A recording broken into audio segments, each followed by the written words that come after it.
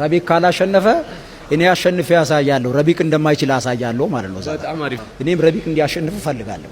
እንደ የሀገራችን ልጅ ስለሆነ አሁን ይሄ ፐርሰናል አይደለም። ኢቲኤፍሲ 03 ላይ ስትገናኙ ግን ለረቢቅ ካሜራውን እያየ ምን አይነት ዱሪሳ ነው መጠበቅ ያለበት?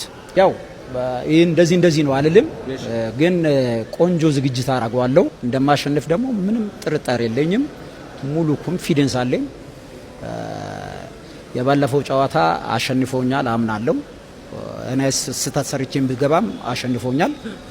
ኔክስት ግን ይሄ አይፈጠርም። ኪሎን አስተካክሎ የሚመጣ ከሆነ እርግጠኛው እነግራለሁ አሸንፋለሁ። ሁለታችሁም ኪሎ አስተካክላችሁ፣ ምክንያቱም ፌር የሚሆነው ፌር በሆነ መንገድ እኩል አንተም እሱም የተወሰነ ሲጨምር አንተም የተወሰነ ሲቀንስ ነው። አንተ ወደሱ ኪሎ ካታጎሪ መሄድ ማለት ፌር ነው ብዬ አላስብም እኔ ፐርሰናሊ። እና መሀል ላይ ትገናኛላችሁ። ኢቲኤፍሲ 03 ላይ እንጠብቃችኋለን ብዬ አስባለሁ። ለእንተም ለሱ መልካም እድል፣ ለረቢቅም አሸንፈ እንገናኝ ብራዘር። ማሸነፍ አለበት። ግዴታ ማሸነፍ አለበት። ካላሸነፈ እንግዲህ ከአሸናፊው ጋር መልሶ እንደሚያመጡልኝ ተስፋ አረጋለሁ። ስካይን ያው በራሱ ሜዳ ላይ ደግሞ እኔ አሳየዋለሁ ማለት ነው። ረቢቅ ካላሸነፈ እኔ አሸንፌ ያሳያለሁ፣ ረቢቅ እንደማይችል ያሳያለሁ ማለት ነው። በጣም አሪፍ። ስለዚህ ረቢቅ የግድ ማሸነፍ አለበት ማለት ነው። ቴንክ ዩ ዱሬ። ምን ያክል እንደሚፈራኝ ራሱ እኔ ሶሻል ሚዲያ ላይ ነው የማውቀው። ኦሬዲ ሬሳ ገፍትረ ጥረ ጣልኩ ማለት በጣም የደከመ ሰውነት ማለት ነው። ግን በዚህኛው ፌር በሆነ መንገድ ሁለታችሁ መሀል ላይ ብትገናኙ በጣም አሪፍ ነው ብዬ አስባለሁ። ኪሎን አስተካክሎ የሚመጣ ከሆነ ረቢቅ እርግጠኛ ነኝ አይቋቋመኝም፣ አይችልም። ያንተን ዱላዎች መቋቋም አይችልም። እርግጠኛው እነግራለሁ። እሱም ያቀኛል። ብዙ ጊዜ አያለሁ አሁን ሶሻል ሚዲያ ላይ። እኔ አንድ ቀን አውርቼ አላውቅም ስለሱ። ምን ያክል እንደሚፈራኝ ራሱ እኔ ሶሻል ሚዲያ ላይ ነው የማውቀው። ሁሌም ማይክ ከያዘ ስለኔ ሳያነሳ አይወርድም። ስለዚህ እንደምፈራኝ አይቻለሁ። የአንተም ማሸነፉን እንደ አሪፍ ሪከርድ ሊያዩ ይችላል ምናልባት በደንብ። አዎ። ስለዚህ ኔክስት አትደሰት፣ እኔ ኪሎ ከታርጌ ነው እያልከው ነው። ትክክል። በጣም አሪፍ። አዎ የኦሬዲ ሬሳ ገፍትረ ጥረ ጣልኩ ማለት በጣም የደከመ ሰውነት ማለት ነው። በጣም ነው የሚገርመው። ወደፊት እጄ ጋፈጣለሁ ካለ ግን ሟች ነው ረቢቅ። በለው በጣም የሚገርም ነገር ነው። ላይ ቀጣይ ሳምንት ከስካይ ጋር ከደቡብ ሱዳናዊ ጋር ፋይታ ያደርጋልና ደቡብ ሱዳናዊ ሁለታችሁ ማሳካት ያልቻላችሁትን ነገር አሳክቷል። ሁለት የወርልድ ሻምፒዮን ሞይታይ ታይትል ቤልት አለው የሚባል ነገር ሰምታል። እውነት ነው እሱ?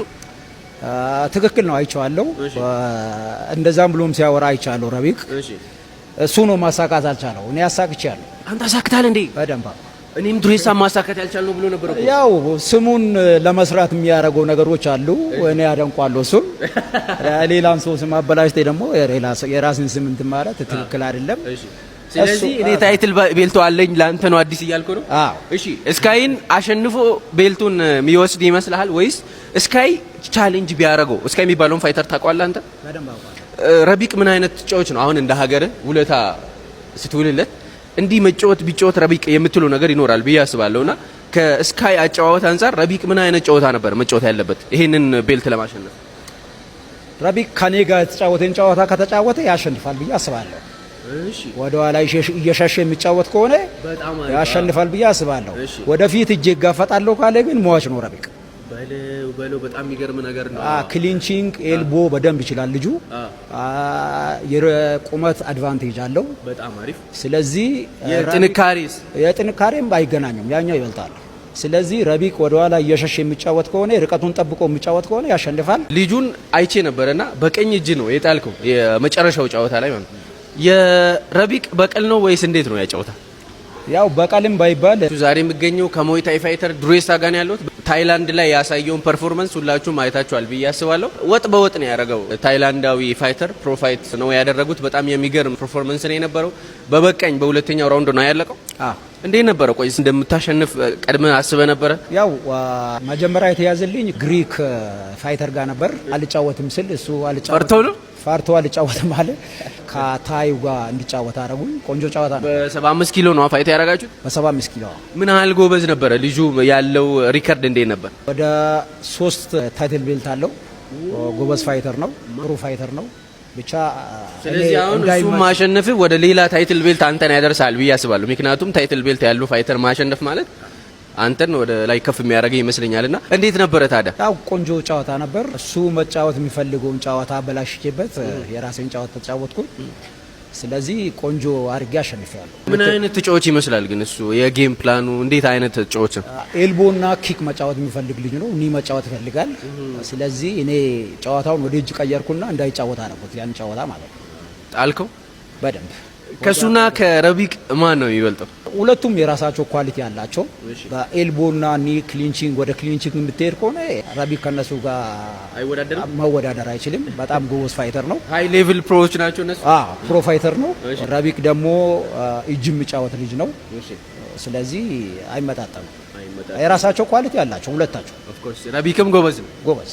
ሌላኛው ይሄ ፋይት ላይ ማለት ነው ልጁን አይቼ ነበርና በቀኝ እጅ ነው የጣልከው የመጨረሻው ጨዋታ ላይ ማለት ነው። የረቢቅ በቀል ነው ወይስ እንዴት ነው ያጫወታ? ያው በቀልም ባይባል እኔ ራሴን ጨዋታ ጫወታለሁ። እዛ ውስጥ ደግሞ የሚፈጠረው ነገር እንዳያችሁት ነው። ጨዋታ ላይ ስትሆን በቀል አስበህ አትጫወትም። በቀለኛ መሆን አይጠበቅብም እዛ ጋር ማለት ነው።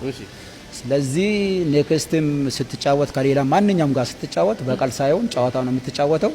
የሚፈጠረውም ደግሞ እግዚአብሔር ነው የሚያውቀው። ገብቼ እኔ መስዋዕት የሆንኩት ለረቢቅ ነው። ለረቢቅን ከፍ ለማድረግ የገባሁት ነው እንጂ ረቢቅ ጋር ባለፈው ያደረጋችሁት ፋይት አሁን ሁሉም ሰው ሪማች እየጠየቀ ይገኛልና እሱም ኢትዮ ፋይት ናይት ላይ መጥቼ ካንተ ጋር ፋይት ላድርግ እያለ ነበር። ዊች ኢዝ ሃፕን የሚያደርግ የማይመስለኝ ማለት ነው። ግን ከባለፈው ጨዋታ አንጻር ከሱ ጋር ሪማች ብታደርግ እንዴት ምን የምታሻሽል ይመስላል? ወይስ እንዴት ጨዋታው መሄድ ይመስላል? የባለፈው ጨዋታ እኔ በጣም ደካማ ጎን ኖሮኝ ሳይሆን በጣም ብዙ ኪሎ ካታርጌ ስለገባውኝ መቆም ራሱ አልቻልኩም። እሱ መጨመር አልቻለም ነበር፣ አልፈለገም። እሱ ቢያንስ እንኳን ወደ 70 ና ስባል አልመጣም አለ። ግዴታ እኔ ጨዋታውን ላለማበላሸት ፕሮግራሙ ላይ ወደ አንድ ቡክ ስለተደረገ በቃ እስቲ እንሞክር። አንተ የስንት ኪሎ ተጫዋች ነህ? እኔ በ73 ኪሎ ነው የምጫወተው። እሱ 68። ስለዚህ መሀል ላይ ነው መገናኘት ያለባችሁ። መሀል ላይ መገናኘት ነው ፌር የሚሆነው። አንተ ብቻ የምትመጣ ከሆነ ፌር አይሆንማ። ትክክል። አሁን ባለፈው ጨዋታ ወደ ላይና ስባል አልመጣም አለ። እኔ ወርጄ ተጫወትኩኝ። ያያችሁት ነገር ተፈጠረ። ገብቼ እኔ መስዋዕት የሆንኩት ለረቢቅ ነው። ለረቢቅን ከፍ ለማድረግ የገባሁት ነው እንጂ ጨዋታ ለመጫወት አልገባም። ኦሬዲ ኪሎ ስትቀንስ ምን እንደሚፈጠር ማንም ያውቃል። ኢቭን የባለፈው ጨዋታ ላይ አይታችኋል። 50 ቺማይፍ ምን እንደሆነ አይታችኋል። ሪማች እየተባለ ነው የ50 ቺማይፍ እና የስትሪክላንድ ማለት ነው። ሶ የእናንተንም ሪማች እንጠብቃለን። ኢቲኤፍሲ 03 ላይ ምንም ጥያቄ የለውም። እገለዋለሁ እያለ ነው። እስኪ የሞተ ሰው እንዴት መግደል እንደሚችል ያሳየናል ብዬ አስባለሁ። የባለፈውን ጥፊ በጣም ተናዷል ሮቤል። በነገራችን ላይ ሁሉም ሰው ስለ አንድ ጀግና ሰው ያወራል እያለ ነው። ኬጅ ውስጥ በቃ ጭኖ ነው እንደ የመጣው እሷ ብቻ ነው። ካፌ ቁጭ ብሎ ስለ አንድ ጀግና ይወራል ይላል። ባለፈው በጣም ኢሞሽናል ሆኗል። በጣም ተናዷል። አይተዋል። ሰው ያንን አግሬሲቭነስ ኬጅ ውስጥ የሚኖረው ይመስላል። ለምን አግሬሲቭ አይሆንም? who cares bro? አንተ ከሱ በላይ አግሬሲቭ ነህ። what do you mean? ታዲያ there is no question። እንዴት ነው ዝግጅቱ? ካምፕ እንዴት እየሄደ ነው? how everything mentally physically ዝግጅትህ እንዴት እየሄደ ነው? ሶል ግሬት። በደንብ ፕሪፔር እያረኩኝ ነው በደንብ እና ጓጉቻለሁ። እውነት ለመናገር ቀኑ እስከሚደርስ ገባ በጣም ነው የጓጓሁት። ገለዋለሁ እያለ ነበረ ሮቤል። ግን ለምን ዛሬ አሁንም በእናት ላይክ ገባ ጓጓው። እኔ በጣም ኤክሳይትድ ነኝ። በጣም ገባ። እሺ በጣም ኤክሳይትድ ነኝ። ገለዋለሁ እያለ ነው። እስኪ የሞተ ሰው እንዴት መግደል እንደሚችል ያሳየናል ብዬ አስባለሁ። ንቃተ ህሊናውን ነው የመታውበት። ስለዚህ ፈዛዛ ህሊናው ነው የሚገባው። ባለፈው በጥፊ ስላፕ ስታረገው በጣም ተናደዋልና አይ ኮንታክት ለማድረግም ጊዜ አልነበራችሁ። ኮንፊደንሱንና በራስ መተማመኑን ፍርሃት የፈጠርክበትና በራስ መተማመኑን ያጠፋበት ይመስላል በባለፈው ጥፊ። ወይስ ባለፈው ጥፊ ነፍሱ ወጣለች። አሁን he is already the walking dead ብያለሁ። ገብቷል። የቁም ሞት ነው። ስጋ ብቻ ነው የተንቀሳቀሰ ያለው። ኮንፊደንሱ ብቻ አይደለም ሁሉ ነገር ወጥቷል በተቃራኒው ጆሮ። ገባ። ንቃተ ህሊናውን ነው የመታውበት። ስለዚህ ፈዛዛ ህሊናው ነው የሚገባው ማለት ነው።